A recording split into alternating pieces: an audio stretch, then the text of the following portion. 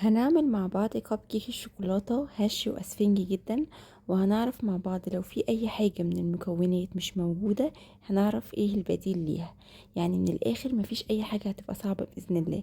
يلا نسمي الله ونصلي على الرسول، ويلا بينا بسرعة نشوف الجمال ده كله اتعمل ازاي. قبل ما ابدأ اشغل الفرن على درجة حرارة 170، والشبكة تكون في نص الفرن، يعني رف اوسط. اول حاجة هنحتاج الخلاط، ونزلت فيه ب3 بيضات بدرجة حرارة المطبخ، كيس فانيليا، معلقة صغيرة من الخل، وكوباية من السكر. ضربته كويس قوي لمدة دقيقتين تقريبا، لحد ما كل حبيبات السكر تدوب تماما والخليط يبقى فاتح بالشكل اللي انتوا شايفينه ده. وبعد كده نزلت عليه بعلبتين من الزبادي، وزن العلبة كانت 165 جرام. ولو ما عندكيش زبادي استبدليه بكوباية من اللبن الدافي. وبعد كده نيجي بقى المواد الدهنية. انا احتجت كوباية الا ربع من المواد الدهنية. انا استخدمتهم خليط من الزبدة البيضة والقشطة البلدي اللي على وش اللبن. دي ترجع لك انتي، ممكن تستخدميهم زيت على زبدة، ممكن تستخدميهم سمنة بلدي على قشطة، ممكن تستخدميهم ميكس ما بين الزيت والزبدة والقشطة، براحتك خالص. رجعت ضربت تاني لمدة دقيقة، وبعد كده بقى معايا بالشكل ده. هسيبه دلوقتي على جنب. وبعد كده في بولة نخلت كوبايتين دقيق. لاحظوا ان انا بستخدم نفس الكوباية اللي بعاير بيها كل المكونات.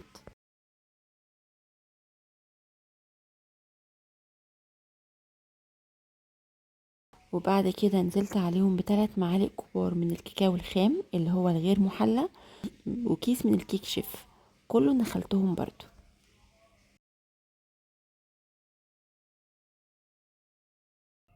قلبت المكونات الجافة مع بعض كويس قوي. وبعد كده هنزل عليهم بالمكونات السايلة زي ما انتوا شايفين كده. قلبت بالمضرب اليدوي كده كويس قوي في اتجاه واحد، لحد ما كله يمتزج مع بعض، واتاكد ان مفيش اي تكتلات للدقيق. بسباتيولا كنت بقلب الخليط عشان اتاكد ان مفيش اي بقايا دقيق في الاجناب او في البوله من تحت.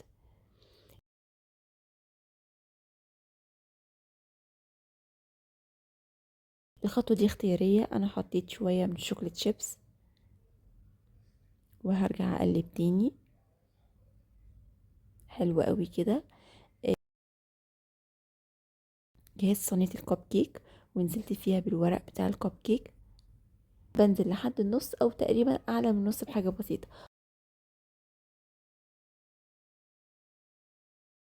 خبطت كده خبطتين عشان اخرج اي بقايا هوا. انا اتبقى معايا شويه. ممكن برضو فكره تانية، عملت في القالب بتاع الانجليش كيك، دهنته بفرشه من الزيت، وبعد كده برضو بحط فيه حوالي النص، وبسويه وبخبطه خبطتين برضو عشان اطلع اي هوا زياده فيه.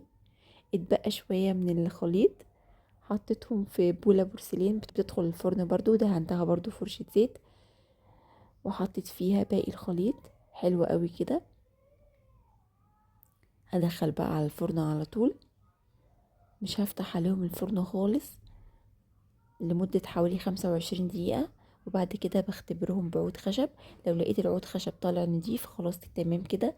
لو لقيته لسه طالع بأثر عجينة بسيبه دقيقة كمان وارجع ابص عليهم. هيطلعوا معايا بالجمال ده. هم بس كده يبردوا شوية، وبعد كده نقدمهم مع بعض.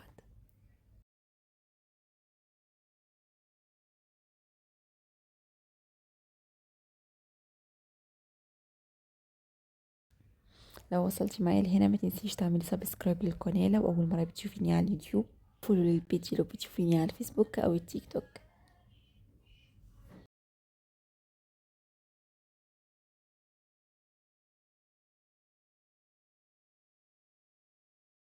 قطع كمان الكيك، بيبقى حلو قوي قوي قوي مع شاي، مع شاي بلبن، مع نسكافيه الصبح للفطار. ممكن تحطيه للولاد في اللانش بوكس للمدرسة. رهيب يا جماعة. هوريكوا قد ايه هو هش واسفنجي ورهيب. شايفين من جوه عامل ازاي؟ شايفين طراوة الكيك؟ خفيف جدا. زين باينة الشوكولاتة شيبسي من جواه سايحة، ومديله طعم حلو قوي، بتديله طعم اغنى كمان. ده كده الكب كيك. شايفين هش واسفنجي ازاي؟ شوكولاتة شيبسي باينة من جواه. رهيب يا جماعة، رهيب. ممكن تقدميه كده او تاكليه كده.